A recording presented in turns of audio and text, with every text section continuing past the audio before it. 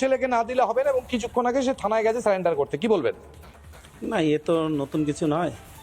এর আগেও অনেকবার চক্রান্ত হয়েছে আমার বিরুদ্ধে, এবং শুধু আমার বিরুদ্ধে নয়, আমাদের কর্মীর বিরুদ্ধে। উত্তর বিধানসভায় কোনোদিনও তৃণমূল জিততে পারেনি।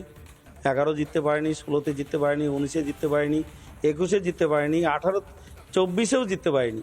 সেই জন্য তৃণমূলের এখানে সংগঠন নাই, ইলেকশন হলে ওরা জিততে পারবে না জানে। সেই জন্য বিজেপি কর্মীদের কি করে ফাঁসানো যায় কেসে, তার একটা চক্রান্ত করছে। শুধু গাড়ি শুধু আমার গাড়ি, কালো গাড়ি, আরে কালো স্করপিও তো আরও আছে। কালকে 3টা গাড়ি নিয়ে আসছে, আজকে রাতের মধ্যে পরিকল্পনা করে যে আমার গাড়ি নিতে হবে, আজকে সকালে আমার গাড়ি নিয়ে গেছে। কালো গাড়ি, সেটা কি প্রমাণ আছে? কালো গাড়ি তো অনেক স্করপিও গাড়ি আছে, কিন্তু আমার ছেলেকেই লাগবে কেন? ছোট ছেলে আমার সঙ্গে সবসময় রাজনীতি সব জায়গায় যায়। বড় ছেলে যেহেতু কোনো রাজনীতিতে থাকে না, সে এইবার ল ফাইনাল ইয়ার, আর সে খুব ভদ্র, সমস্ত উত্তর বিধানসভা না সারা কুচবিহারের লোক জানে।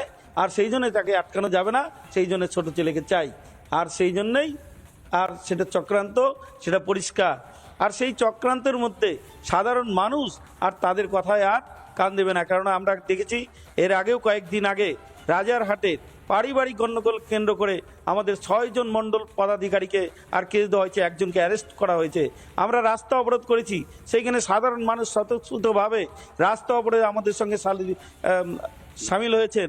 কিন্তু আমরা দেখলাম তার পরের দিন তৃণমূলের কুচবিহার জেলা সভাপতি এসেছেন, সেইখানে 100 লোক তাদের উপস্থিত হয়নি।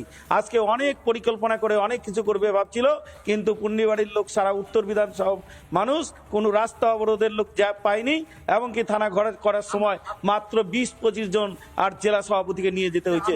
উত্তর খবর পেয়েছি যে পুলিশ প্রশাসনের পক্ষ থেকে বলা হয়েছিল আপনার ছোট ছেলেকে দিলে তবে বড় ছেলেকে ছাড়া হবে।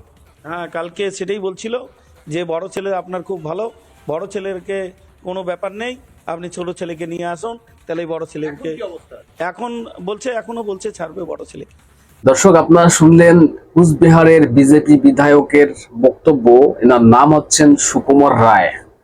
তার বক্তব্য শুনলেন যে ওখানে একটা ঘটনা ঘটেছে, এক টিএমসি নেতাকে শুট আউট করে দেওয়া হয়েছে। এবং বাংলায় তো এখন এগুলোই চলছে। আপনারা এটা তো নতুন না যে টিএমসি নেতা, এমএলএ, এমপিদের উপরে শুট আউট, এটা নতুন হচ্ছে না। কারণ আপনারা দেখেছেন, কয়েকটা ঘটনা দেখিয়েছি আপনাদের। কলকাতায় কয়েক মাস আগের একটা ঘটনা আপনার ঘটেছে। এক নেতাকে, এমএলএ সম্ভবত, হ্যাঁ এমএলএ ছিলেন, তাকে ওপেন শুট করতে চলে যাওয়া হয়েছিল। কিন্তু তার মানে ভাগ্যটা এতটাই ভালো ছিল, নসিবটা এতটাই ভালো ছিল যে দুষ্কৃতী সে শুট করতে যাওয়ার পরে যখন মানে এটাকে টানছে, অন করছে, সেটা অন হচ্ছে না। মানে তখন ওই তড়িঘড়ি করে ওই স্কুটির থেকে নেমে ওগুলো করছিল। আবার দেখে যখন মানে গুলি বেরোচ্ছে না, তখন আবার উঠে ছুটকাটি পালিয়ে গেছে। ও তো, তাকে মনে হয় ধরাও হয়েছিল সম্ভবত, হ্যাঁ। কিন্তু যে গাড়ি চালাচ্ছিল সে পালিয়ে গিয়েছিল। তো এরকম ঘটনা তো রাজ্যে নতুন ঘটছে না। আর এটা কি হচ্ছে যে শুট করে একজন চলে গেল, তাকে মানে ধরার খবর নেই। বিজেপি যারা নেতা মন্ত্রী আছে, এমএলএ আছে, তাদেরকে ধরো। এই সুকুমার রায় কি করেছে? সুকুমার রায় সে কি ওখানে শুট করেছে? সে ওখানে শুট করতে গিয়েছে? কোনো প্রমাণ আছে? বলা হচ্ছে যে ওই ঘটনার পরে একটা কালো গাড়ি ওখান থেকে যাচ্ছিল। তার মানে কালো গাড়ি ওখান থেকে যাচ্ছিল মানে তার মানে বিধায়কের গাড়ি, তার মানে সুকুমার রায়ের গাড়ি। আর কোনো কালো গাড়ি, স্করপিও নেই। তাহলে যদি কালো গাড়ি ওখান থেকে যেয়ে থাকে, সিসিটিভি ফুটেজে যখন দেখছেন, তাহলে ওই গাড়ির নাম্বার প্লেট কোথায়? তাহলে তো পরিষ্কার হয়ে যাবে কার গাড়ি ছিল, কে যাচ্ছিল। আর একটা জায়গাতে শুট হলে, কোনো একটা রাস্তায় শুট হলে, সেখান থেকে গাড়ি যেতে পারবেন না। হাজারো গাড়ি সেখান থেকে যেতে পারবেন না গাড়ি। মানে সেই গাড়ি, এই কালো গাড়ি গিয়েছে বলে এমএলএ এর কালো গাড়ি, তাকেই ধরো। তার ছেলেকে, তার বড় ছেলেকে ধরা হয়েছে, আপনারা শুনলেন। তারপর কি হয়েছে? বড় ছেলে নাকি পড়াশোনা করেন, এবং ছোট ছেলেকে ধরার টার্গেট পুলিশের। বড় ছেলেকে তো ধরে নিয়ে গিয়েছে অ্যারেস্ট করে, এবং বলা হচ্ছে তাকে যে ছোট ছেলেকে দিয়ে বড় ছেলেকে নিয়ে যাও। মানে কারণ উদ্দেশ্য পরিষ্কার যে ছোট ছেলে আমার সঙ্গে থাকতো, বললেন আপনারা, শুনলেন, আমার সঙ্গে সবসময় ঘুরতো, রাজনীতি করতো আমার সঙ্গে, তাই ছোট ছেলেকে দরকার, বড় ছেলে রাজনীতি করে না, ওর মুখটাকে বন্ধ করার আমার দরকার নেই আমাদের, বা পুলিশ সেটাই করতে চাচ্ছে। ছোট ছেলেকে দিয়ে বড় ছেলেকে আনতে হবে। ভাবুন, পুলিশ অ্যারেস্ট করলো, ধরে নিয়ে গেল, পুলিশের কাছে সেই কোথায়, মানে গাড়ির নাম্বার প্লেট কোথায়? গাড়ির নাম্বার প্লেট তো সামনে আনতে হবে নাকি? একটা গাড়ি ওখান থেকে যাবে, তার মানে বিধায়কের গাড়ি। কালো গাড়ি আর দেশে নেই, রাজ্যে নেই। এটা কি আসলে দর্শক, এটা কি আপনারা জানেন? এটা হচ্ছে মানে বিজেপি নেতা কর্মীদেরকে দমাও। 26-এ ইলেকশন আসছে না, ভোটের আগে বিজেপি নেতা কর্মীদেরকে জেলে পড়ো, মুখ বন্ধ করো, এটাই হচ্ছে এই তোলামূলের কাজ। প্রিয় দর্শক, আমি নয়ন রায়, আপনারা দেখছেন হাবড়া টিভি। দর্শক, কারো পাঁচাটার সুযোগ নেই, পাঁচাটা অথেন্টিক বাস্তব রিয়েল কথাটা বলছি, যেটা সত্য সেটাকে স্বীকার করতে হবে, অন্যায়ের বিরুদ্ধে প্রতিবাদ করতে হবে, অন্যায়ের বিরুদ্ধে আমাদের প্রতিবাদ চলবে। তবে আপনাদের বলবো এটা সাবস্ক্রাইব করে পাঁচ থাকুন, সঙ্গে থাকুন। দর্শক, এবার পয়েন্টে আসি।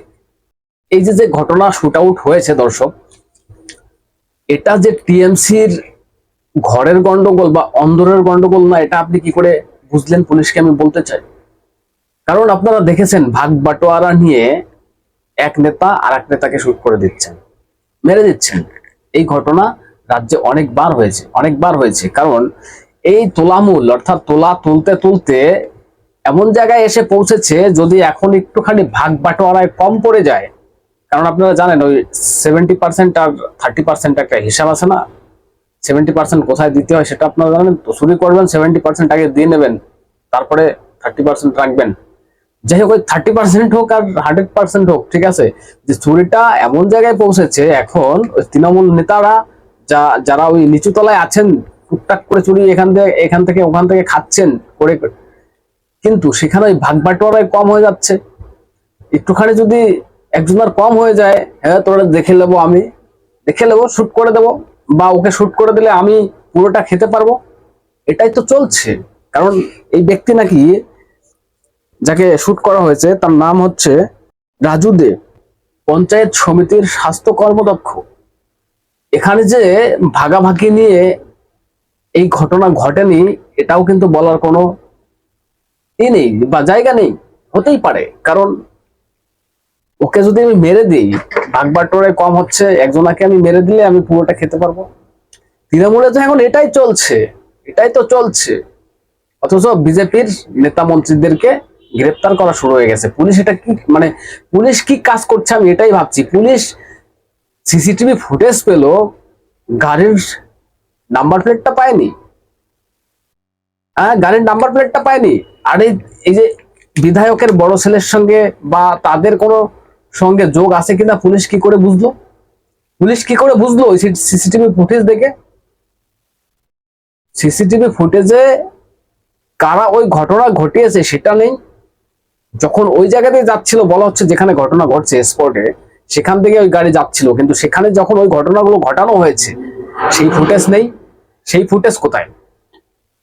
আসলে দর্শক, যেটা বললাম, পয়সা ভাগাভাগি, তোলা ভাগাভাগি নিয়ে গন্ডগোল, এটা হচ্ছে তৃণমূলের বড় সমস্যা, গোষ্ঠী গন্ডগোল। এবং এটা দিয়ে বিজেপি নেতা কর্মীদেরকে ফাঁসাও, ভোট এসছে সামনে, মুখটাকে বন্ধ করার চেষ্টা করো, এটাই চলছে তোলামূলের রাজনীতি, এটাই। দর্শক, কি বলবেন? আপনাদের গুরুত্বপূর্ণ মতামত জানাবেন, কমেন্টস করে নজর রাখবেন হাবড়া টিভি চ্যানেলটা সাবস্ক্রাইব করে পাশে থাকবেন, সঙ্গে থাকবেন।